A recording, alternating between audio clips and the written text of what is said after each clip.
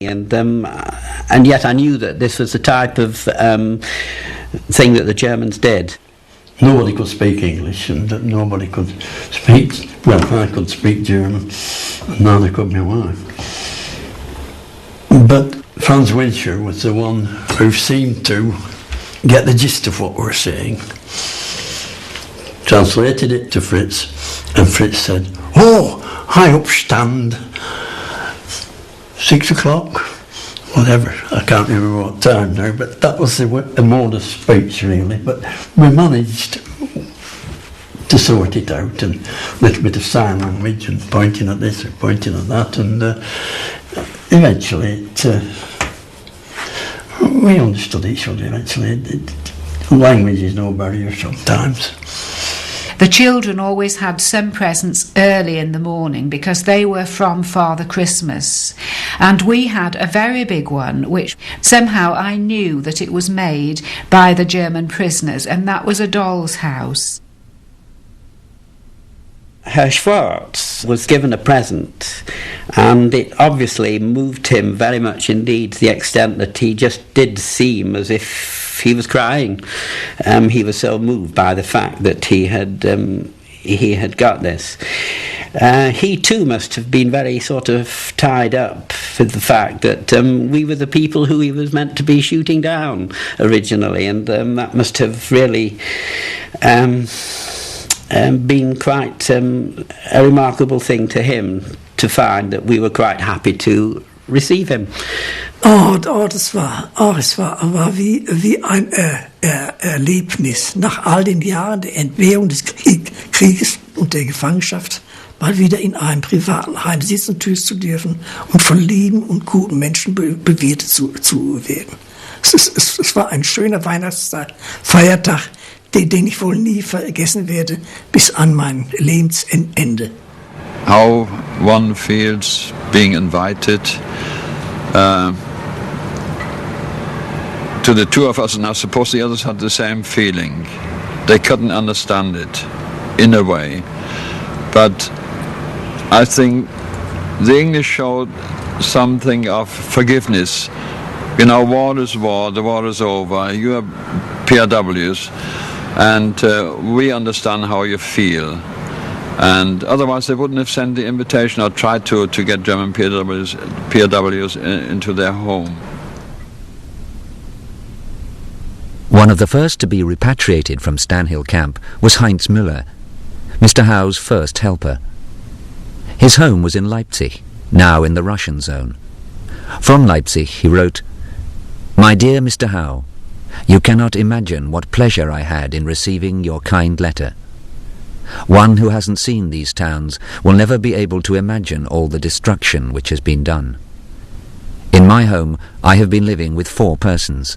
Now we are 10. All the factories are working 3 shifts, but nothing can be bought by civilians.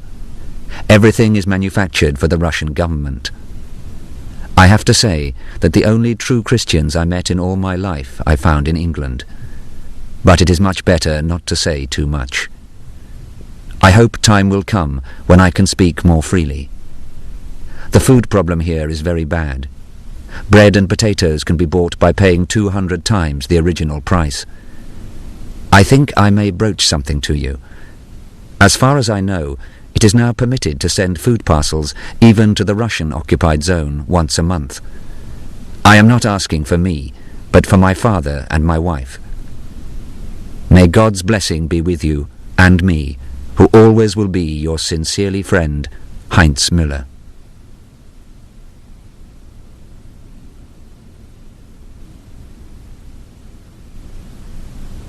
In Britain, the Save Europe Now organisation had already been started by the publisher Victor Galantz. People all over the country responded by sending food parcels to their former enemy. The people of Osseltwistle were no exception.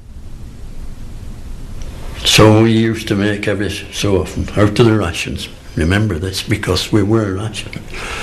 And out of ration stuff, so much would be put aside, and perhaps in a month's time would be a parcel go off. And that's the way it operated. And they were most appreciative of that. Most appreciative. Während meiner Zeit, wo ich dort war, haben sie immer meine Mutter mal ein Paket geschickt. Ja, und meine Mutter war sehr froh und sehr dankbar dafür. Und sie war sehr, sehr, sehr erstaunt, ja. Ja, wenn meine Mutter das erste Paket bekam, und hat sie gedacht, von wem ist denn das?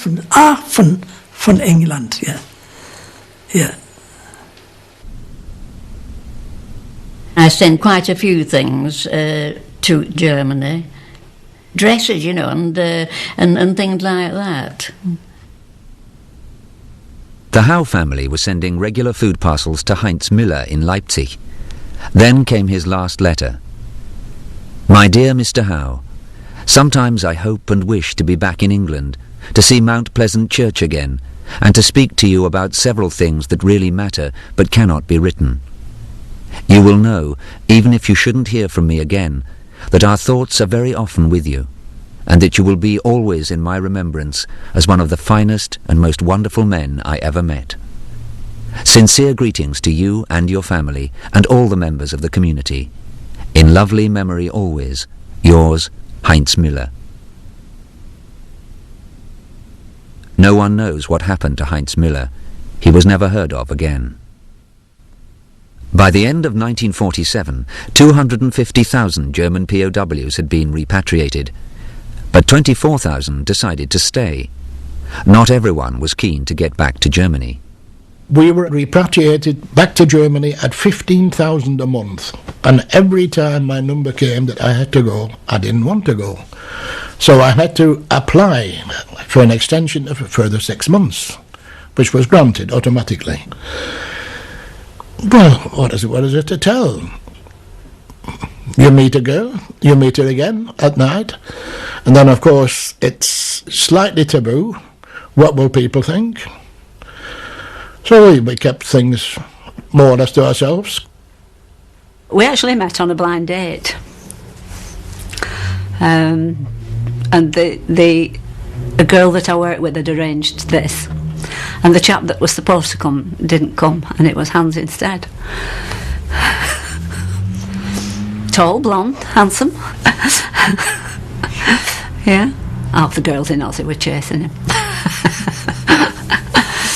She came to the door and met me, and we walked straight down, not back into the house first, but walked down the street and away.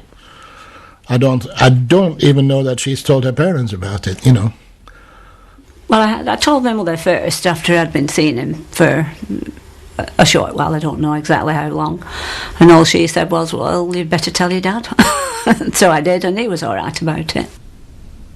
And then we decided to get married at the register office in Blackburn. It was not a grand affair. Things were short. I mean, we had a local confectioner make our wedding cake, but we had to supply the ingredients, if you will, because everything were on ration, you know. So we went to the registrar.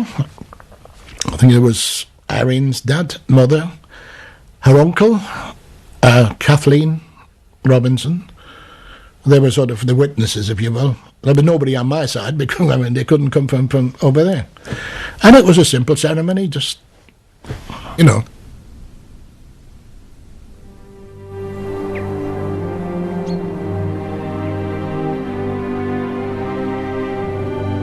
Hamburg had been bombed in one night alone. I think 36,000 people died and everything destroyed.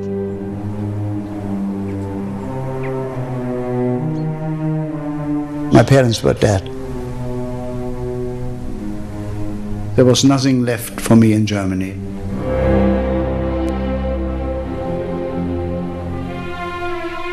In the end, we could go back or we could stay here. And as I had nothing in Germany, I thought this is a pleasant society, the British way of life. It appealed to me in so many ways. And that is mainly because of the British people. My education started at the age of 22 in this country, and I shall always be grateful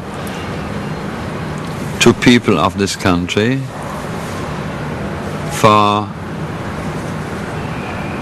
trying